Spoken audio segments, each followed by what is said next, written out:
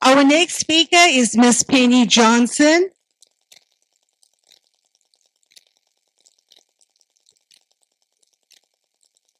Ms. Penny Johnson is the program coordinator for the Tennessee Center of Decision Making Support.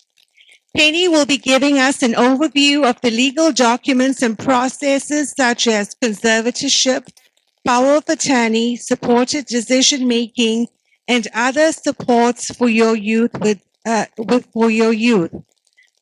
Just a brief bio on Penny. She joined ARC Tennessee in July of 2020 to oversee the project from the website and program development to the ongoing management of the day-to-day activities and services. Penny is dedicated to the Tennessee Center for Decision Making Support's goal of providing awareness and education regarding decision-making support options and ensuring individuals with disabilities have a voice in the decisions that impact their lives. Without further ado, let's give a warm Dyersburg welcome to Penny Johnson.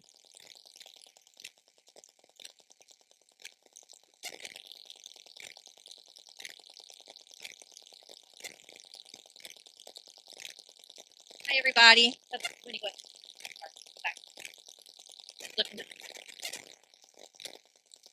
First of all, I want to thank you all. Usually my voice is very loud and it carries well, so I'm going to hold this down so I don't blow your ears out. I am the program coordinator for Tennessee Center for Decision Making Support. That is a program of the ARC Tennessee. It is a new program. We've been doing it for 2 years now, and the whole purpose of the program is to help families understand those legal processes that when someone loses their capacity, whether or doesn't have capacity, maybe it's a teenager who's getting ready to turn 18 and you need to determine, do I need a conservatorship or a power of attorney or what that looks like?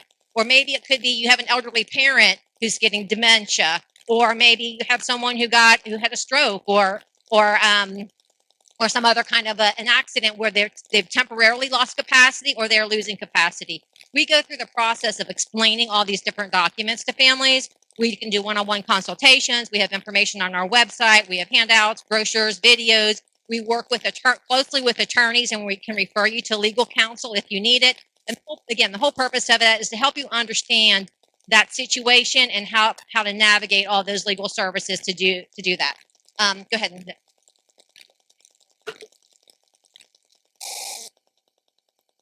Sorry. Okay. So when the center talks about decision making, the first thing that we talk about is the philosophy of choice. Am I aiming wrong? Do I need to be over here?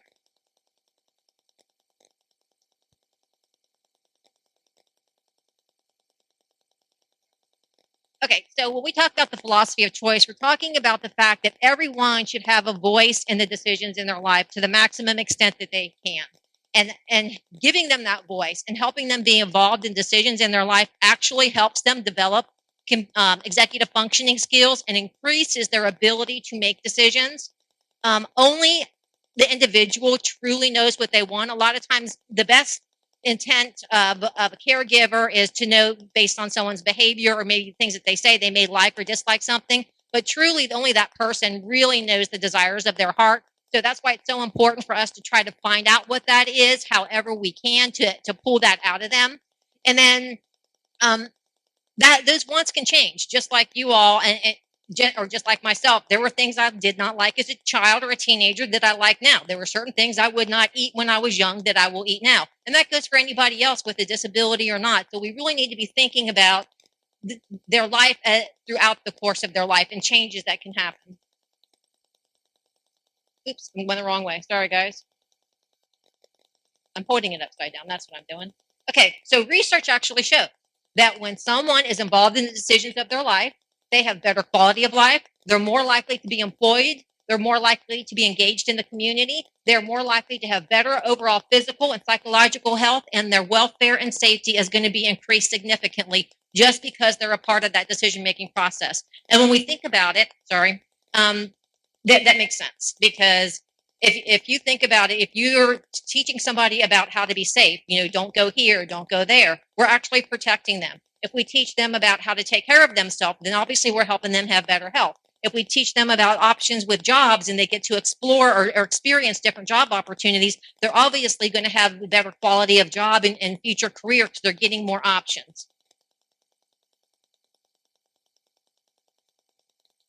So research also shows that there are three main components for decision making. That is education, experience, and exposure. The more someone is educated about decisions or options in their life, the more they get a chance to experience different things in their life, and the more they get exposure through just being in the environment, being around other people who make these decisions, being around different circumstances, that actually helps them, again, grow their decision making and helps them have a better quality of life.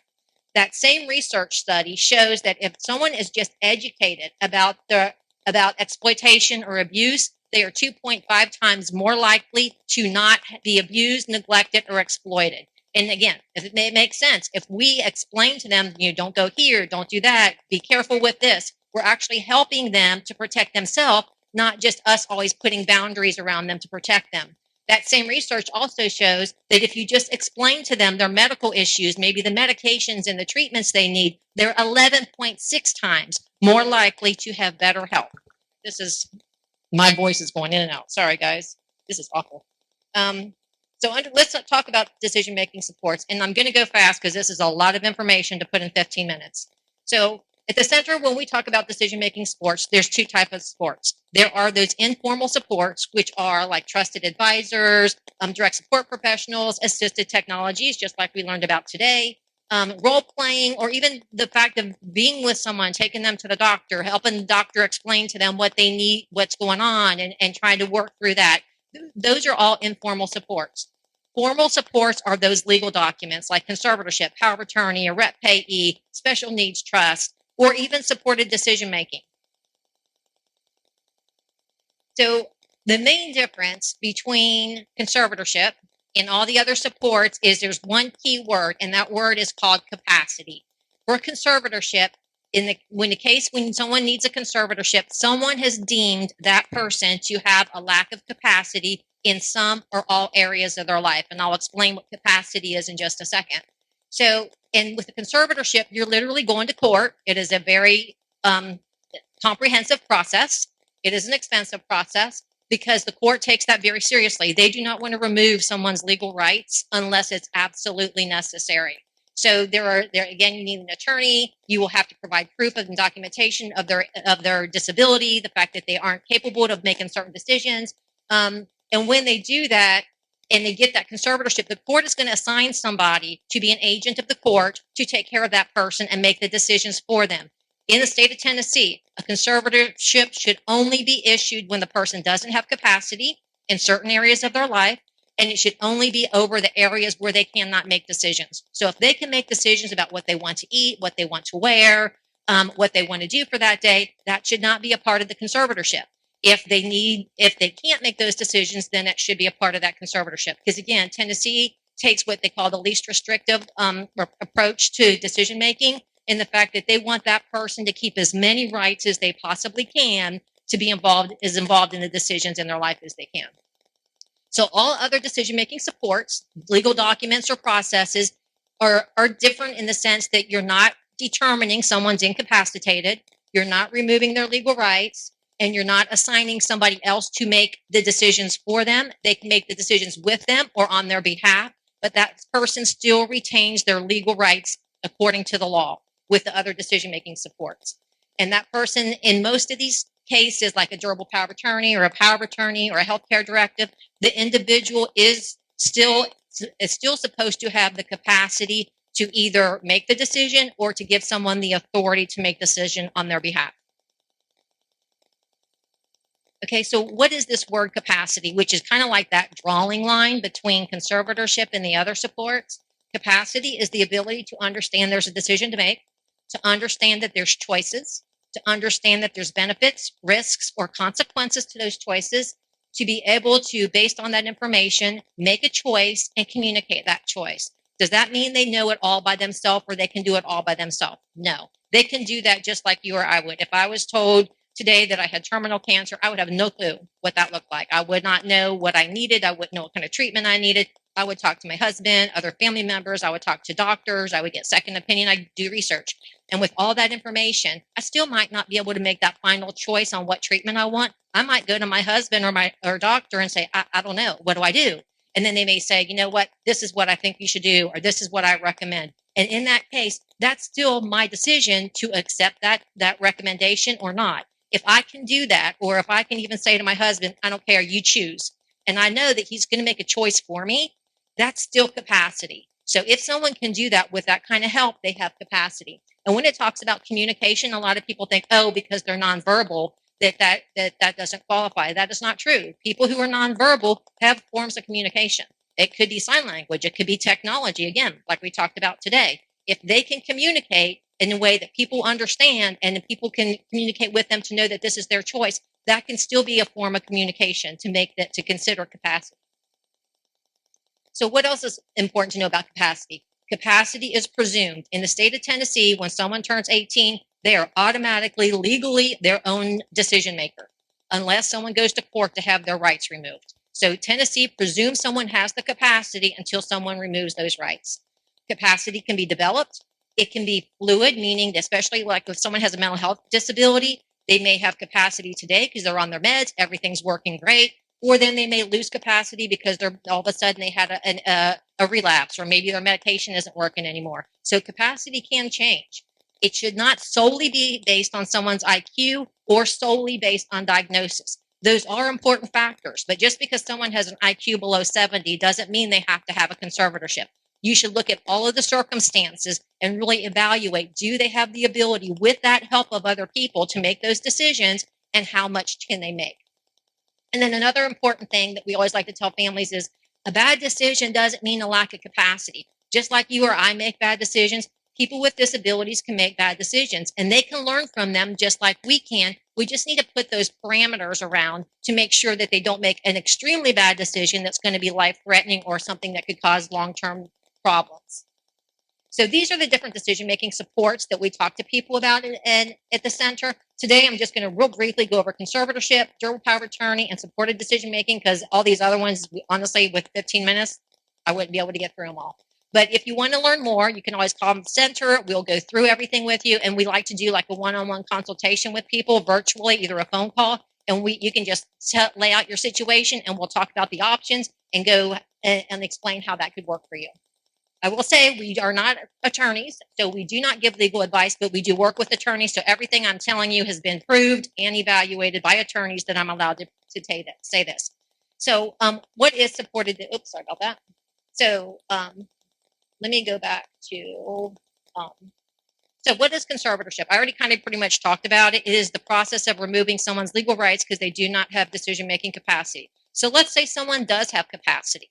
Then you might be looking at a durable power of attorney or a power of attorney. In that case, the person has to have enough capacity to either make the decision themselves or have enough capacity that they understand that they're giving someone else the authority to make those decisions for them. If somebody can understand that maybe I can't make this all by myself, but I'm going to trust mom or dad to do that, and understand that if they do, something could go wrong. Mom or dad may make a choice they're not happy with. They could, someone could take advantage of them. If they understand that and they're still willing to take that risk, and they can sign that they do that, they can explain that they understand that, or communicate however they communicate. If they can do that, then that could be capacity for them to have a power of attorney, a durable power of attorney. What that gives is that gives someone else the authority to make decisions with them and for them. The main difference between a power of attorney and a durable power of attorney is a durable power of attorney. In both cases, the person must have capacity to sign the document and understand what they're doing. In the case of a regular power of attorney, if someone loses capacity, that power of attorney dies the moment they lose capacity. So let's say someone enters into a power of attorney and then they have an accident and they lose capacity for some reason, maybe temporarily or even permanently. Once they lose that capacity, that power of attorney is no longer valid. A durable power of attorney, however, continues on. That's why it's durable. That means that even if they lose capacity, that person who had the decision-making authority still retains the ongoing decision-making person. So a good example is when you have someone who has dementia and they have the beginning part of dementia. They may sign durable power of attorneys to a family member to help them make decisions and to maybe manage their bank accounts and things like that. But then once that person's dementia gets really bad, they don't have to go get a conservatorship because they've lost capacity. They already entered into that document prior to them losing capacity, and that document is a living document to continue on. So that's the main difference with those. Supported decision making, however, we're going to get a little bit more into supported decision making. So what is supported decision making? It is a process of using a person or team of trusted advisors to help someone with a disability to make decisions and understand their options, their benefits, or their consequences regarding or surrounding those decisions. Tennessee does not have a supported decision-making law. Some states have a supported decision-making law where it's a document and you have all the team members sign it, and it's like a durable power of attorney, except that it's the way it's used is differently. Tennessee does not have that, but that doesn't mean you can't practice supported decision-making. In Tennessee, when we talk about supported decision making, we're talking about, again, giving that person that voice, and that can be done with other legal decision making documents. You can use a supported decision making agreement. However, it's not a legally binding document like a durable power of attorney. So if you would draft up a supported decision making document with the team. You can't take that to the doctor and say, hey, I have the authority to make decisions for my son or my daughter. So supported decision-making allows the person to retain as many decision-making rights as they can. It can be practiced with other decision-making supports, even conservatorship. And a lot of people think, oh, you can't do conservatorship and supported decision-making. You can. Again, it's not a legal document. So let's say the individual can make you have even a full conservatorship, but you want to teach them how to make decisions. You can still incorporate them in that. You can still give them the voice. As the conservator, you have the final authority to say yes or no, but you can let that person make as many decisions as they want. But the thing is you have the final authority to say if that's going to be okay or not in the areas where that conservatorship court order is in place. And we have a lot of families who do that. We actually have someone who we're doing a video with right now that her daughter got a full conservatorship. The mom continually worked with her on decision making. Now, pretty much her daughter makes all of her decisions. Mom just gives the final approval, and their goal is in the next year or two. She still needs to learn how to manage her money better, but in a year or two, they're hoping to remove her conservatorship. So it can be done. Now, I will say, though, removing a conservatorship isn't easy, but it can be done. If someone develops capacity to the point where they no longer need their conservatorship, you can have it terminated. You just have to prove to the court that they no longer need it. Let's see. And then supported decision-making can be used across the lifespan. A lot of people think, oh, it's only when someone becomes an adult, but you can start teaching a child how to do supported decision-making right now. For example, if you have a young child, give them options. Do you want to wear this or do you want to wear that? Maybe that's a 3-year-old. I do that with my 3-year-old all the time. Do you want this or do you want this for dinner when I babysit her? And then I give her that choice. And then we talk about it. Or if she decides she wants ice cream, I'm like, no, we got to eat our dinner first. So I'm teaching her how to make choices. And then as they get older, you teach them more choices, more harder choices, harder options, so that you're actually developing decision-making capacity for that person.